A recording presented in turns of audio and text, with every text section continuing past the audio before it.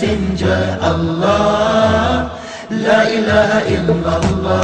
I don't know why I did that. Maybe it's just to break the ice. The Dean Show is about to show you somebody's bridge to faith. We're right here on the yacht, here in the marina of, I'll get you the whole story about it just right now from our guest, our special guest today, Jibril. Salam alaikum. Kefalak, how are you? Alhamdulillah. Tell us your name. My name is Jibril Mason. Jibril Mason. But I think you changed your name. My name was Eric Mason. Eric became a Jibril. Islam, yes, and I became Gabriel. Gabriel is the English version of Jibril, which is Arabic. The angel Gabriel. It's the same one. Ah, Gabriel is the same one.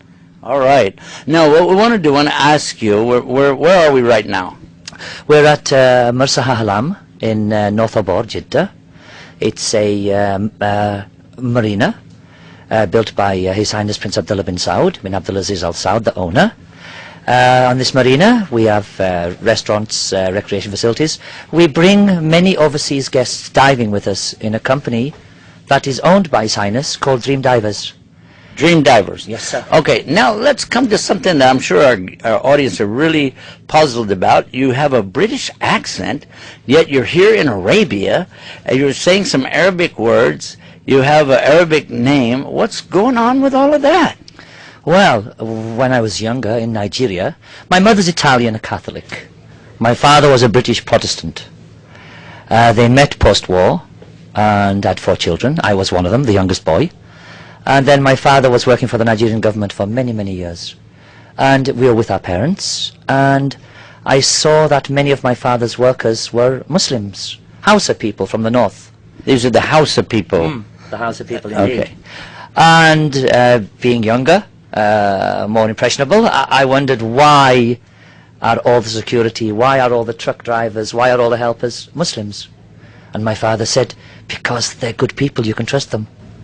So then So he was saying, wait a minute, hold it, the media today is saying the opposite, saying Muslims are bad people, you can't trust them, and your father was saying they're good people, you can trust them. There's another misconception being cleared up right away. My son was born in Saudi Arabia. He's now at university in England.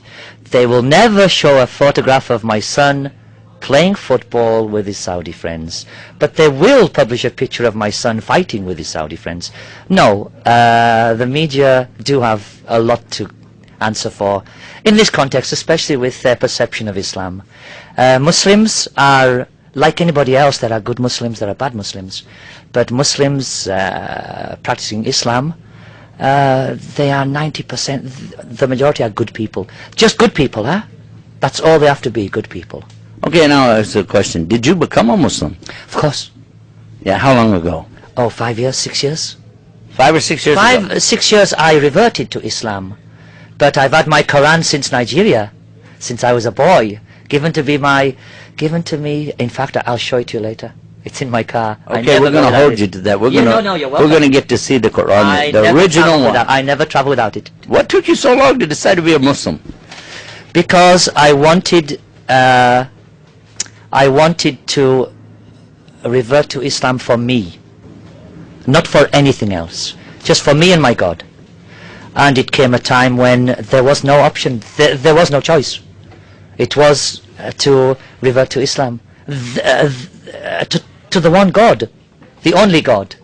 I mean, God doesn't sit at a table with 20 different color telephones, huh? You know, I'm speaking to a Muslim, I'm speaking to a Buddhist. There is only one God. And alhamdulillah, Allah is the God. And Muhammad is the messenger of God. That's it. So that's why I joined Islam. Okay, now what happened after you came to Islam? Did people think you were crazy? Some couldn't believe it. Many, even I find it difficult. Many accepted it.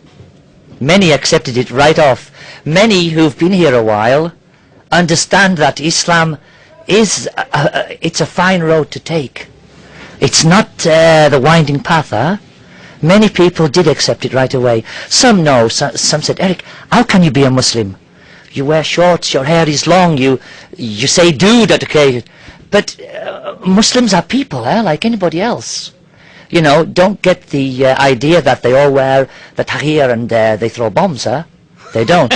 They don't, huh? This is the exception to the rule.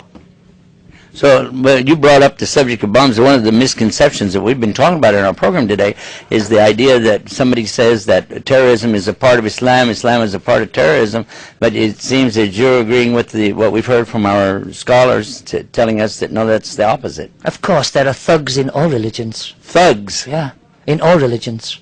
You can't stop it. So that's your... The fingers are not the same, huh? Uh-huh. They are not.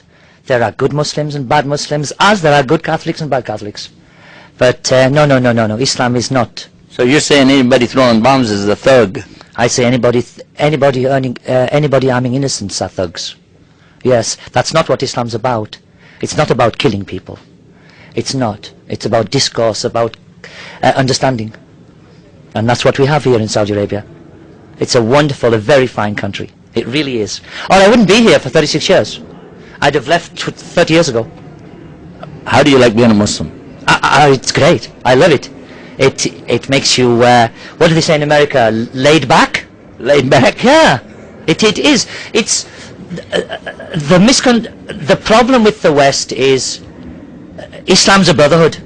You're a brother, he's a brother, she's a sister. If you harm someone's brother, the rest will protect them, huh? That's the problem. They don't understand that. If you hurt one, you hurt all. No, it's a brotherhood. It really is. It really is, and it's very nice to know that. Okay, I've got another question for you. 5 years you've been Muslim now. Have you you're here in Jeddah right now in Saudi Arabia, which is the seaport, not far from Mecca. Sure. The place where they have the holy pilgrimage, they call it what? What do they call that? The holy pilgrimage, the Hajj. Hajj. Of course. And have you done the Hajj? I have not. I'm doing the Hajj next year with the Jeddah Dawah Center, with some of my European colleagues. We've all got together, and we all want to do it together. All different nationalities, Americans, Germans, French, Italians, British. What if we join you? Oh, more than welcome. More than welcome. I love this. I love this attitude. I love this. No, but you'd better hurry up, eh? Why is it's filling up, it's filling up. I've booked already. Ah. So you'd better hurry up. Otherwise, you're not going to get in there. Okay. But I've done Umrah twice on the 27th Ramadan, which is very nice. I visited the Prophet's Mosque in Medina, which is also... I think you're going to Medina when? Tomorrow? We're on our way today. You're on your way today? Alhamdulillah, you will love it. Give us some advice. Some Advice. advice. Be a good person. It doesn't take much. Read the Quran. Get yourself a copy of this book. It's a book of wisdom. It really is a book of wisdom. It's a book of ways, huh? But don't have to wait 35 years. No, not like me. Go there younger. But no. When you're more mature, you understand it better. Really, yeah. That's the way it is. There's no pressure. There's nothing. Nobody in this country told me become a Muslim. Become a Muslim. Nobody. That's what I like about it. The choice is yours. The choice is yours, and they expect nothing from you except prayer and be a good person. That's it. Words of wisdom. We really enjoyed that. Alhamdulillah, I'm glad you can say that, because I'm not a learned person. Yeah, well, these are good words to live by. Thank you. Yeah, it's not difficult. Islam is not difficult. It's common sense. Why do you bathe 5 times a day before prayer? Because you're sweating, you're in the country, and you're all together in the communion. Why? It's common sense. Don't eat pork. Why? It's a dangerous meat. Don't drink alcohol. It makes your mind wild. You do stupid things. You know the story about the bad lady, yeah? She said to the guy, sleep with me. No, kill my child. He said, no. She said, well, come to the bar and have a drink. No, come to the bar and have a drink. He had a drink. He said, have another one. He had another one. Have another one. He had another one. He said, kill my child. His mind was sick. He killed the child. No. It's common sense. Don't do things that can hurt people. That makes a lot of sense. We're very happy to have you on the program and look forward to more in the future. You're more than welcome. Jazakallah khair. And we're looking forward to a chance to be together again. Yes, please, come next year. Yes. But book now. Book now. It's filling up. More good advice. Get your name Book on the list. now. Get your name on the list to go out and have a good time and do some deep sea diving. Sure. And don't forget to get your name on the list to be amongst those who enter Jannah, the paradise, by doing what? Accepting the truth of La ilaha illallah. There's none to worship except Allah, and Muhammad is his messenger.